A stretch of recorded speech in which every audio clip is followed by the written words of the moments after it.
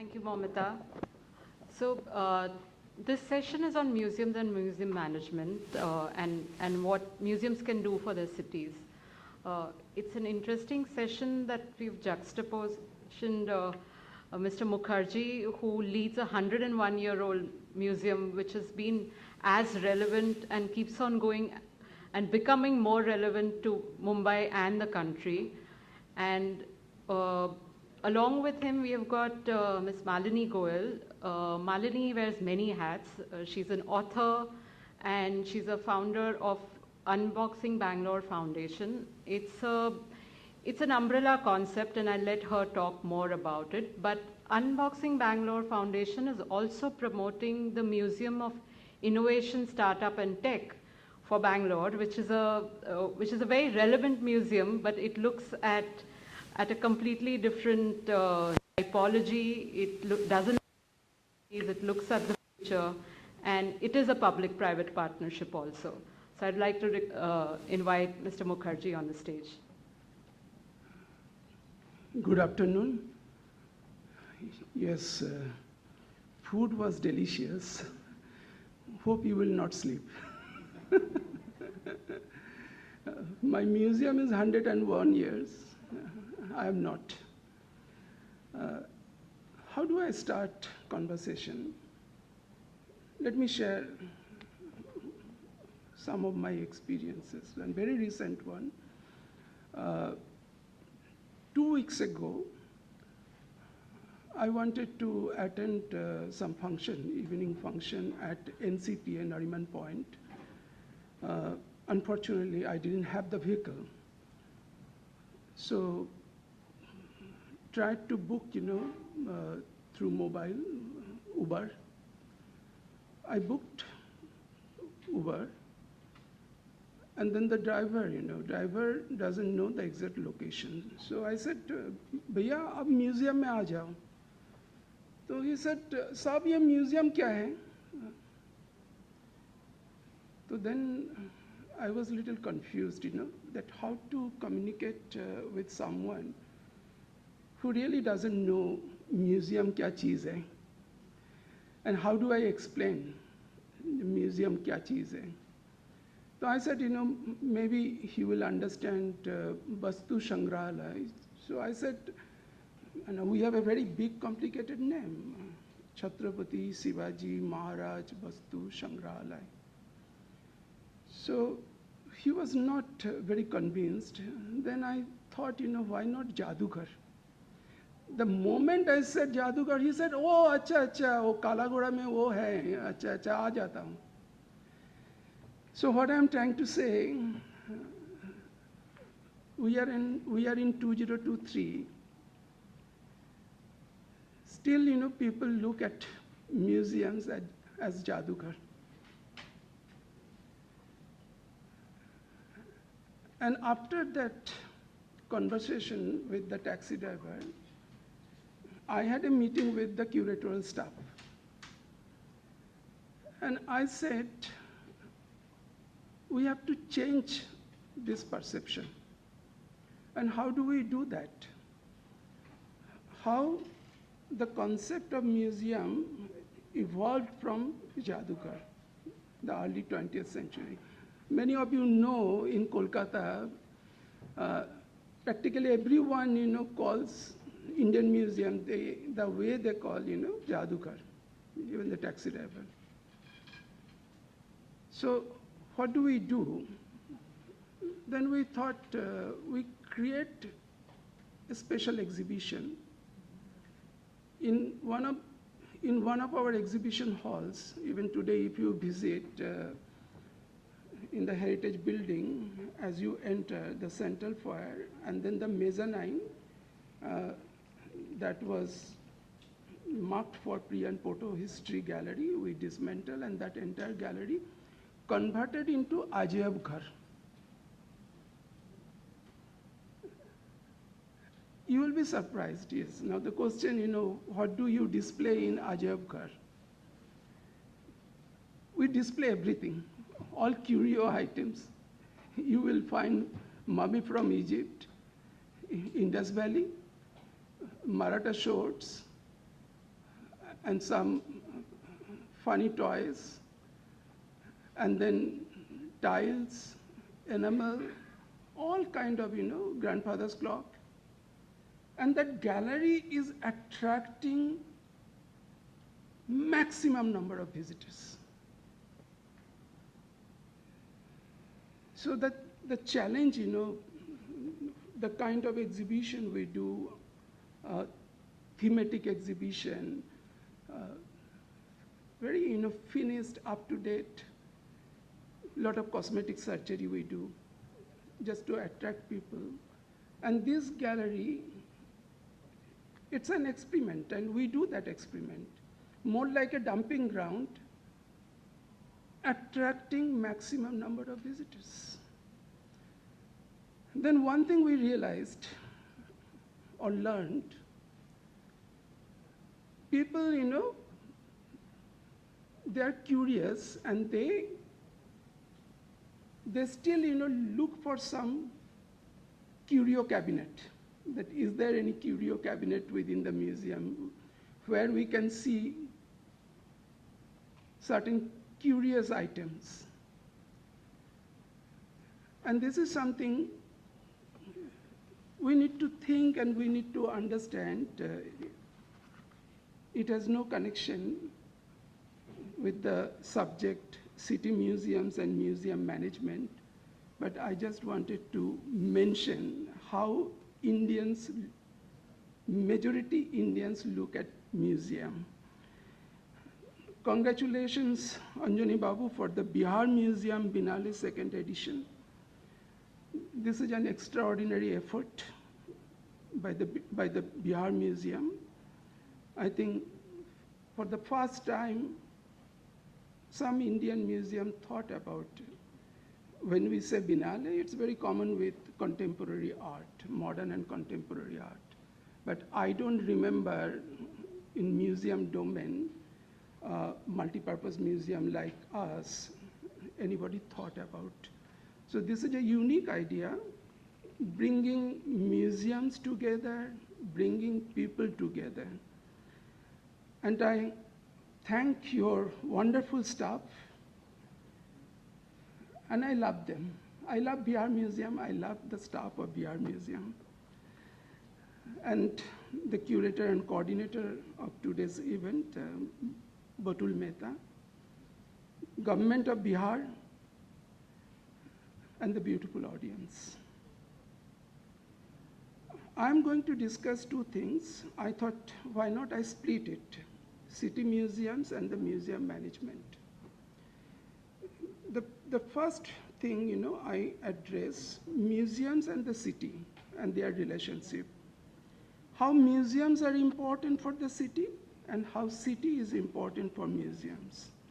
And why do we consider city museum as depository of city's memories?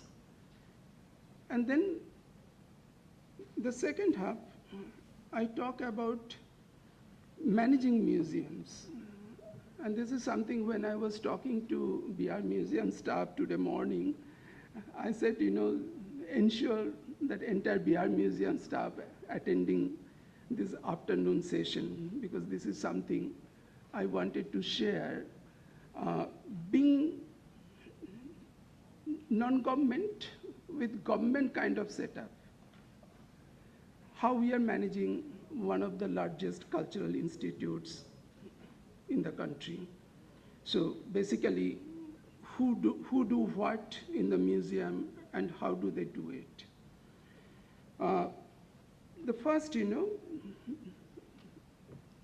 how museums are important for the city and how city is important for museums. I'm taking you to Mumbai. There is a beautiful museum in Mumbai located at Kalagora Art District. It was created by the people for the people. Sometime in 1905, eminent citizens of Bombay, then Bombay, got together and expressed their strong desire to have a cultural space in the city.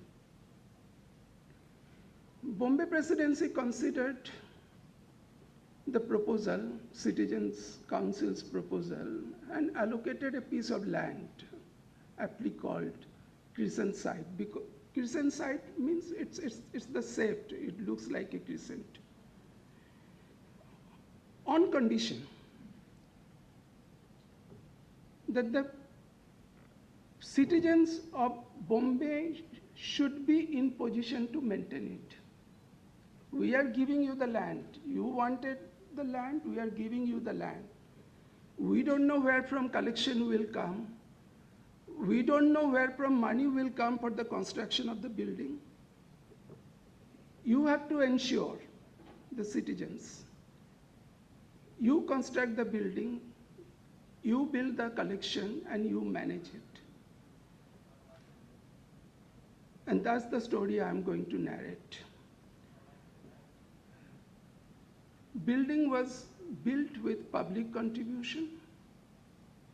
It was designed by a Scottish architect, George Whitted.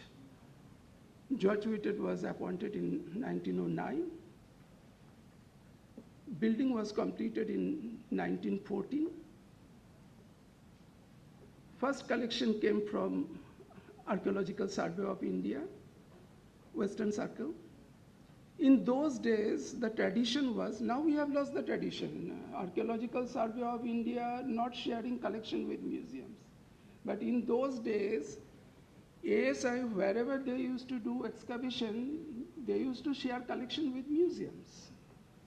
So whatever excavation was carried out in Sindh district, Sindh is a part of Pakistan, that collection came to Bombay. And they deposited collection with the Asiatic Society of Bombay. That time it was known as Asiatic Royal Library or something, that Asiatic Society of Bombay. And then that collection came when building was completed in 1914. And due to, all of a sudden, due to outbreak of First World War, building was converted into military hospital. So collection came and went back to Asiatic Society. In 1918, Bombay Presidency handed over the building, and then all of a sudden, the pandemic kind of situation started, influenza started in Bombay. And then again, Bombay Presidency asked the trustees to hand over museum building, and building was again converted into hospital. That's the history. And finally, the building was handed over to the trustees in 1921. And in 1921, November, Tata collection came. Jamshedji Tata's two illustrious sons handed over collection as gift to the museum. The first collection came in 1921 from Sir Ratan Tata, and then the second collection came in 1933. So museum opened its doors on 10 January 1922 with ASI action. And that's the history of the museum. We are in 2023, completed 101 years. The museum is supported by the people of Mumbai. So the commitment in 1905 to the Bombay presidency has been honored by the present generation of Mumbai. Many things has changed. Name of the city now, Bombay is known as Mumbai. Prince of Wales Museum is known as Chhatrapati Shivaji Maharaj Vastu Sangrahalaya. So what I'm trying to say, connecting with the society, that how do you connect with society and how society support you? So there was a time, if you read traditional cultural institutions were created in different times for audiences, different than the ones they now have to serve. While in the past, mapping, collecting, and preserving cultural goods was of major importance, today cultural institutions are required to connect with the society and represent the people they serve. So our museum is a model, the CSMVS is a model for other museums, that if you involve community in your development, community come around and support the cultural institute. During pandemic, it was a horrifying experience. 300 staff, 6.5 acre land in the heart of the city with heritage building. We have the grade 1 heritage status. 70,000 plus antiquities and art object. And there was no income. There was no income for 18 months. Museum was completely shut. I used to write letter to the Secretary, Ministry of Culture, Government of India. I used to write Secretary, Ministry of Culture, Government of Maharashtra. We did not receive any response from any government. Yes, health was the priority. We all understand, but culture is also important. So many a time, I feel in our country, we could not equate culture with other sectors for some reasons. And if you look at budgetary allocation for culture, I think you have to use magnifying glass.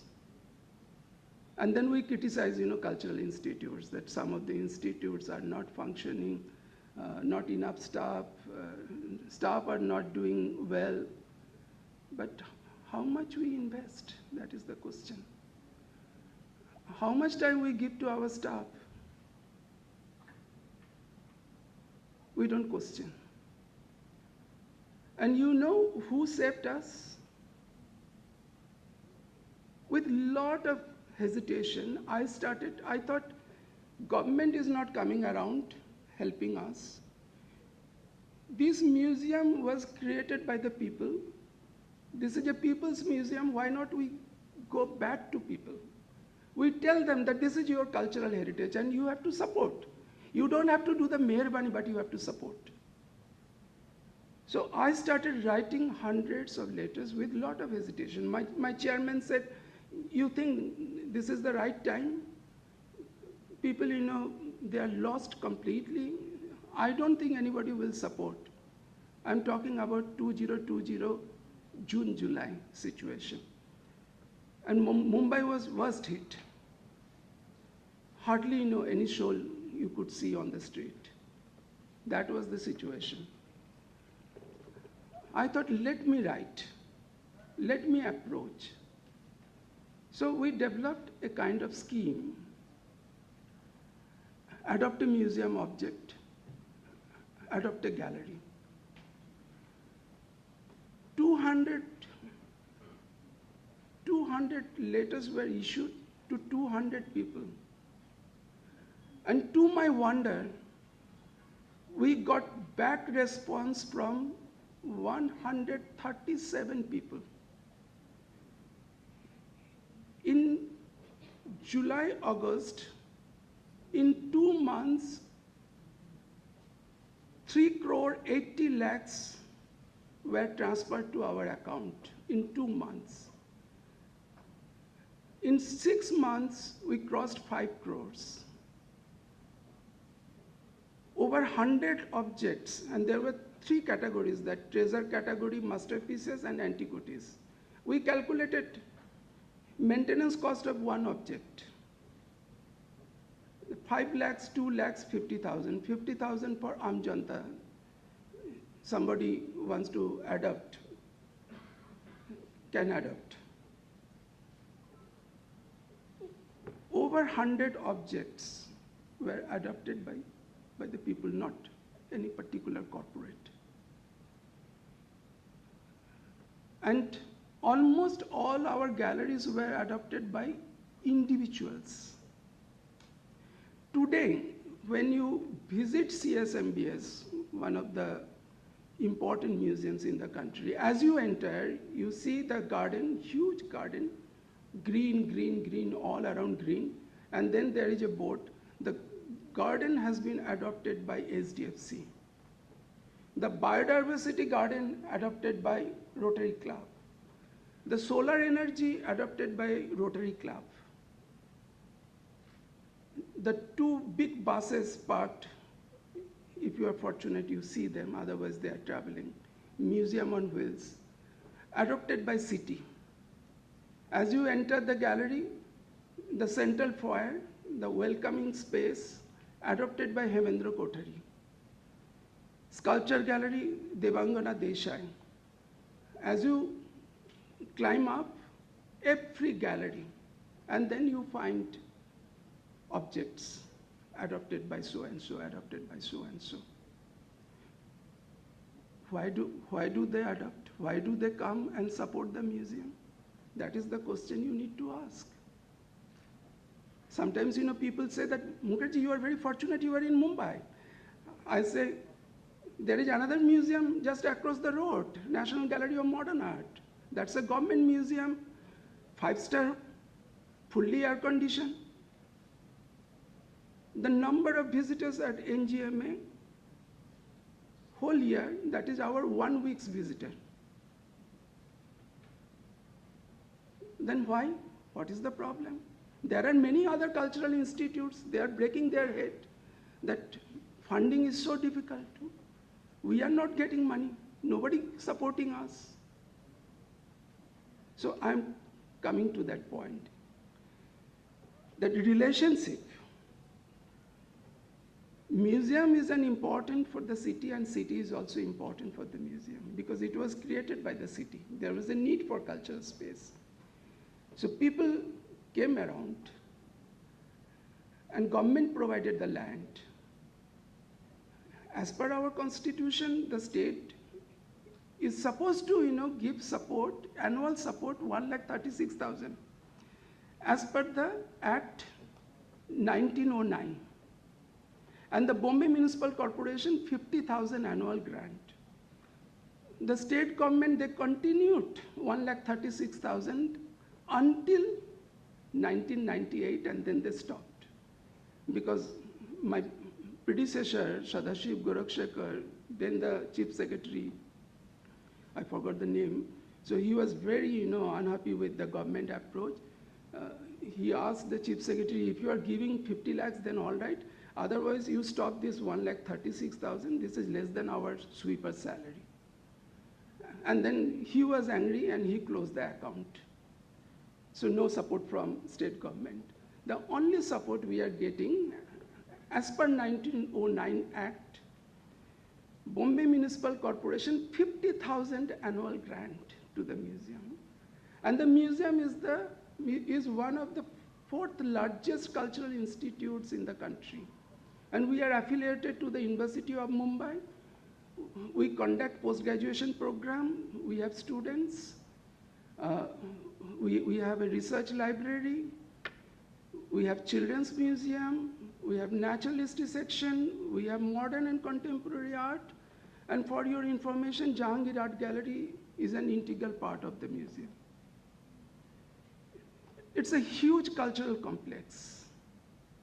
And we have representatives. It's not that we don't have representatives from the government. There are 4 representatives from the state government. They are very regular. They attend the board meeting. That is something I must admit. And there are 2 representatives from the Bombay Municipal Corporation.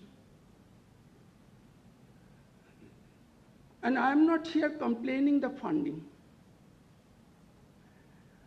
I'm saying when you perform, when you bring uniqueness in your project, the number of exhibitions, the number of programs, the number of activities we do at the museum,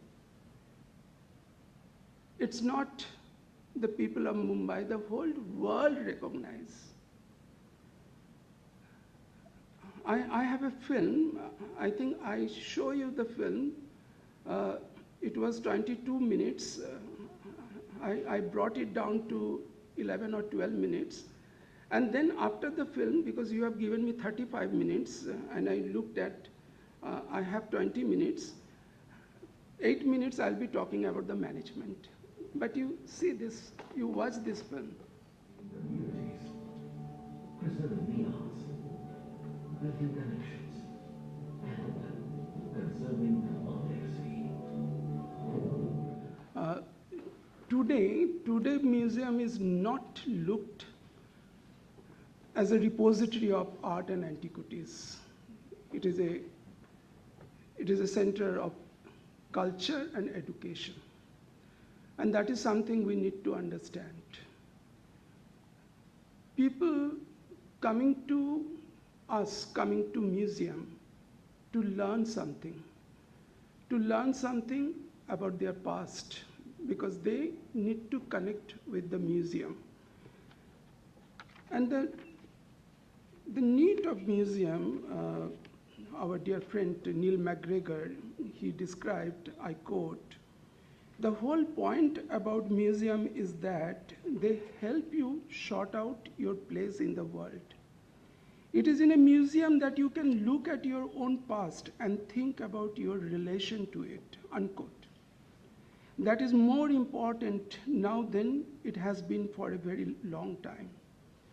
As the world gets more global and the notion of identity gets more complicated, it's important to have places where everyone can come and look at themselves, their history, stories, and future. And if you remember the story I shared in the beginning, that story is giving birth to a new gallery, Mumbai Gallery. And the first exhibition we are going to dedicate to people of Mumbai. What is people of Mumbai? What is the story of people of Mumbai? Are we going to narrate the story of Jamshedji Tata, Kawasji Jahangir, Jamshedji Jiji Boy? No. Certainly, they are architects of Bombay city. But there were hundreds and thousands of people, construction laborers, BST drivers, taxi drivers, local train drivers, dhobiwalas, sweepers, they all contributed. They all contributed, we forgot their contribution. So we have decided, if everything goes well, that exhibition will be inaugurated in February 2024. We already appointed curator, advisory committee. Work is going on, it's shaping up very well, to showcase their story, that how they contributed in the development of city. City already forgotten them. So this is something, we need to do. And I tell you from my experience, more you share your space with people, people come around you. People come around you and people support you. Now, the little time left for management part, the couple of things, because our institute, for a long I was trying to understand, are we private setup or are we public institute? What we understood, it's more like a body corporate, but we are actually accountable to government, and we follow government rules and regulation. Only thing, and that is the good thing, just because we don't get any financial support from the government, there is no interference. No interference from the state government, no interference from the central government so far. And that is the good thing. There is a board of trustees, independent board of trustees. There are 4 representatives from the state, 2 representatives from the central government, and all educational institutes, Mumbai University, Asiatic Society, Bombay Natural History, so they are representatives. Altogether, 19 members. And chairman is elected by the trustees, not by the governor. And the secretary to the board of trustees act as an executive trustee. Fundraising is a major responsibility of the secretary. We don't have any separate body to raise money for the museum. It is the responsibility of the secretary. And what I realized, I have been heading this institute for 17 years. And what I am doing, I am selling the history of museum. I'm just selling history of the museum. I am reminding people of Mumbai that this is your responsibility. You created it, and it is your responsibility to support. And they are coming around, they are supporting. This is an institution, as I said, affiliated to the university. Museum has a very strong research and publication section. Our publication can be compared with any world-class institute. Collaboration, we have outside the country, we have 15 institutes working with us. 15 institutes today working with us outside the country. And within the country, we are working with practically all institutes. So whatever little money we raise, I think last month or last month, the educators conference at CSMVS for the first time, each museum has education department. But sometimes, we don't give them any importance. So we decided to invite all educators at CSMVS from all museums, and they came and they said, for the first time, some museum recognized us. The Conservators Conference. So we bring museum professionals together. We share our experience with them. We share our resource with them. We are not selfish. We don't want to grow in isolation. We want to grow with each and every institute. And we have a very special relation with the Bihar Museum.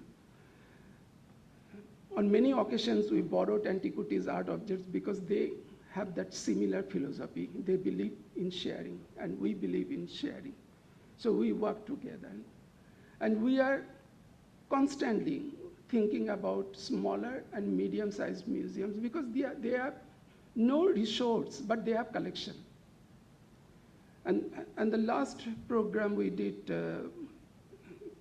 Can We Meet and Talk To, in Mumbai, inviting 36 institutes, institutional heads, just last month.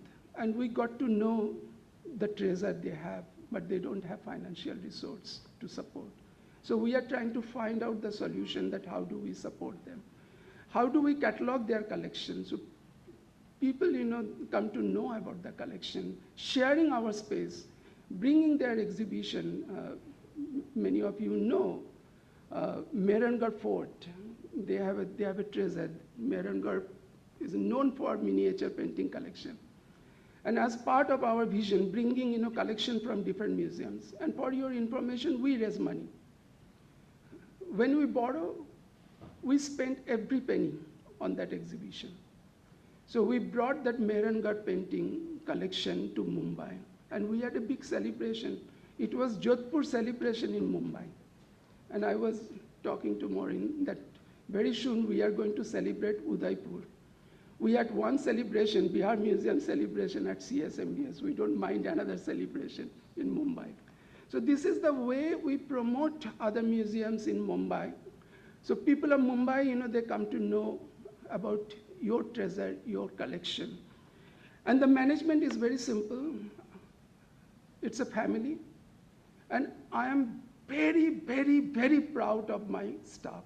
And I'm grateful to them for their support. And I have no hesitation to say that I have the best team in the country. We have the best conservation lab in the country. There is no second question. The kind of infrastructure we created. And we are today supporting the government of India. So they put their staff, students from National Museum for training. Now we are thinking of giving some allowances to students, internship in conservation center. So they can come, they can stay in Mumbai and work in our conservation center. So things are happening because of uniqueness we bring in all our activities and all our program. And we share with the people and we involve people in our development. That is the secret of CSMVS, what CSMVS is doing today, involving people working together. Alone you can do little, together you can do many things. That is the philosophy we follow. There is nothing, the management when it comes, it's everyone from sweeper to DG, they all contribute. And we have a tradition. There was a time I used to meet entire staff once a month, and today I meet entire staff once in 6 months, and you need to see that interaction with the staff. Whatever their problem, whatever their difficulties, they share with the management. And that is why there is no union in the institute. There is no dirty politics in the institute so far. And the institute is growing. Institute is flourishing. Thank you very much. Thank you. Invite Malini to the stage, and she'll talk about an upcoming museum. So first of all, I just wanted to compliment the team at Bihar Museum. What a wonderful museum you have built. It's a public project, and it reflects Bihar's history, rich history and heritage so well. And I know that we are coming from the other end, right? We are starting afresh. We are a young city trying to build a new, modern, contemporary museum. And we have a lot to learn from you and Mr. Mukherjee as well, the way he's built it up. What I thought I will first do is introduce UnboxingBLR and what it does. It's a new city-focused platform that we are building. And the main intent is threefold, to help document the city's journey. Bangalore has grown so dramatically in the last 4 decades. The city hasn't had the time, or we haven't sat down to understand how the city has grown. So one is to document the city's journey over the last 4 decades especially. The second is to help people experience the city better. And the third is to help people engage with the city. So before I dive into the presentation, I wanted to tell you the backstory. It didn't begin like this. It began with a very, very small sort of initiative. It began with a book project. It was around 2020, and I was working as a journalist at that point of time. And I just wanted to write a book, and the book was on Bangalore, a contemporary biography of Bangalore. Now, why Bangalore? It's another story for another time, but my co-founder at UnboxingBLR, we both began to work on the book together. And very organically, very serendipitous, one thing led to another. The book, as we were writing, we were working on it. We felt that book caters to an audience which is, cerebral, which reads books. Today's generation doesn't read book, and what do we do for that? And we decided to do documentary series. And as we were thinking about documentary series, we figured that the city has rich tech legacy, the startup legacy. And in fact, Bangalore's rise is almost synonymous with the rise of tech industry in the country. And that's how the museum project came about. So I'll just quickly take you through our presentation, and then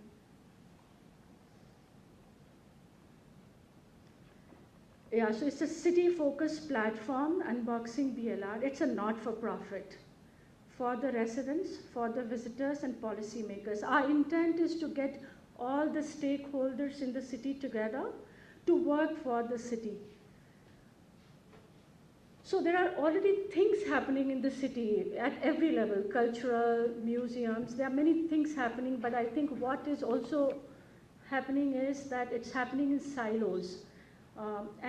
We want to be the interconnector. We want to bring people together, bring different stakeholders, the government, the civil society, the people, the entrepreneurs as well. And our aim is to build a vibrant and inclusive city, help people understand Bangalore. People in the city, it's a fast-growing city with a very high migrant population. The intent is to help them understand Bangalore, but there are a whole lot of people outside the city. We would love them to be able to understand the city better. So documenting the city, this is a book that we have just finished the manuscript. It will be coming out in November this year. It's a contemporary biography of Bangalore, India's tech capital. That's the book we've just finished writing. It takes a 360-degree view of the city, while tech is the prime lens, but it gives you a good full sense of how the city is. It's culturally, how the city has evolved, how its DNA has evolved, and what the future look like, what the challenges look like. It's the museum that we are building, and it's India's first startup tech innovation museum. It's a public-private partnership, and I'll come to a deeper sort of deck on museum. There is a plan to put a 5-part documentary series on the city for one of the OTTs. We'll begin work on it sometime next year. Now the city experiences, the plan is to do a city festival. In every December for 2 weeks, we intend to do a cultural festival for the city. Think of global city festivals like Edinburgh Festival in Edinburgh or South by Southwest in Austin. These festivals have helped these cities consolidate their position as a cultural hub at a global level. And we hope we'll be able to do that for Bangalore. So this year is the soft launch for the festival in December 1st to 10th, and the intent is multiple verticals: literature, art and design, heritage, handicraft, food and beer festival as well, because this is the beer city, film. So virtually put all parts of cultural sort of verticals and help them come alive. This is the time when you come to Bangalore, you should be able to experience the city in its fullness and richness. That's what we are aiming for. There are other things that's happening in terms of digital sort of screens across the city, helping residents know what's going on in the city. So this is something that we sort of started earlier this year. World City Culture Forum is a global forum of cities, 40-odd cities, headed by London Mayor. And it's a forum where cities kind of deliberate about a culturally vibrant future and some of the practices that sort of each city is pursuing. Normally, it's the mayor of the city and his office sort of participates in it. In Bangalore, it is UnboxingBLR, of which I'm the founder. We are taking Bangalore to this platform and helping Bangalore get a seat at the table when global cities deliberate about their present and future. So as I was mentioning, our intent is to be the interconnector between different stakeholders, bring people together to be able to do things for the city.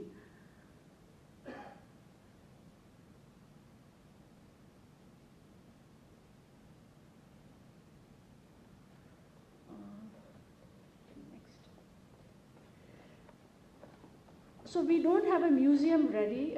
Of course, it's a long way away, but we do have a, So this is a video that we have built.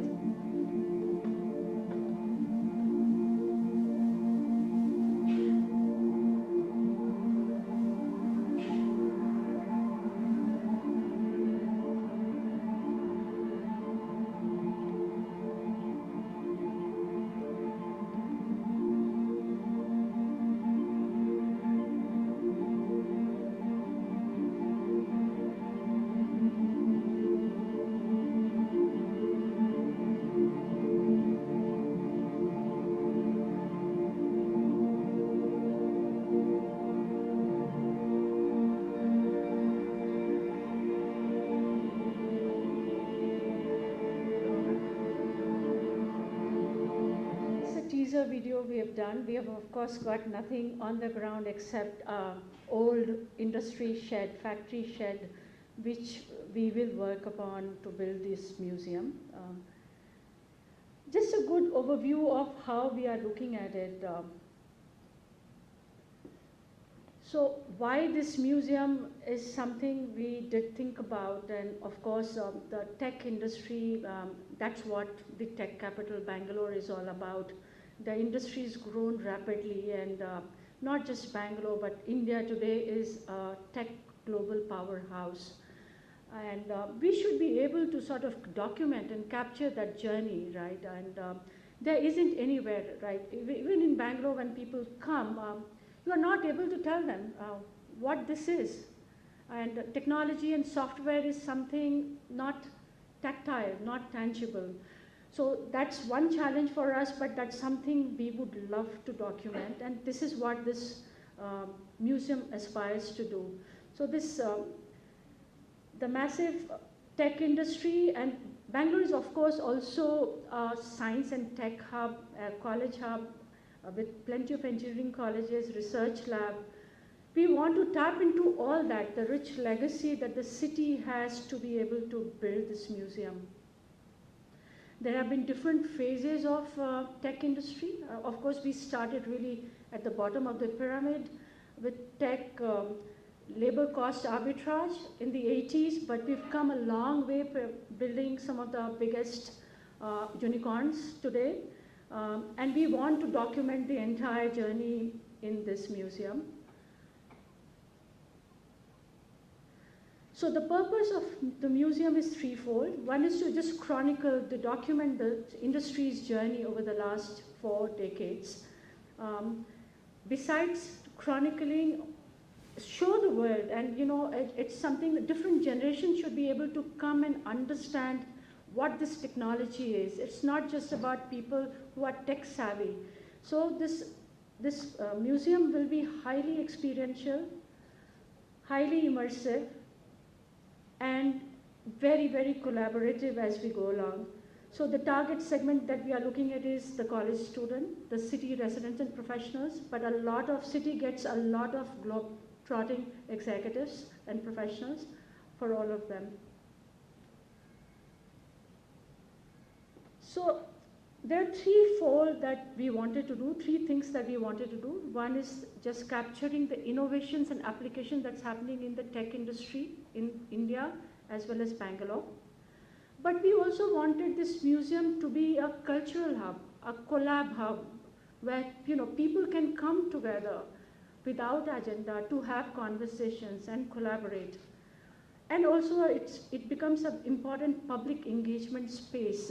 It's coming up at an over 100-acre site, and close by is a tree park. And we expect that to be a very vibrant public space going forward. So just to give you a quick lowdown on the site that we are looking at, this is NGF layout. It's a disused factory lying idle. And this is how it looks like right now. It's a 140,000 square feet shed. And this is the kind of visualization we have going forward. There are 2 museums we looked at globally, which we thought probably will be a good reference point. One is Jeff Bezos Center in Seattle. Highly, again, interactive, very immersive, very experiential.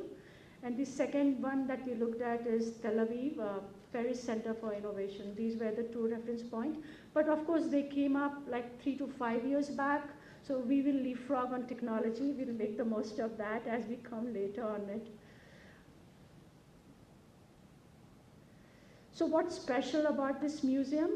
45% of the space is programmable.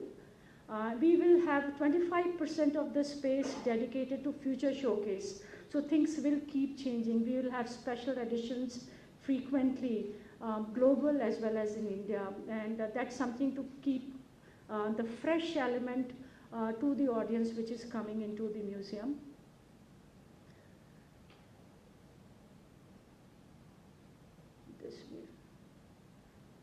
Okay, it's truly a public-private partnership. So while the government is giving the land, private sector is very deeply involved, and we do hope to raise the funding from the private sector. But the government is a very, very equal partner on this. So these are just the sort of ballpark numbers that we're looking at. The phase 1 will be around 104 sort of crore, and we do intend to sort of launch the first phase in about 24 months from now, or whenever we begin. That's all from me now.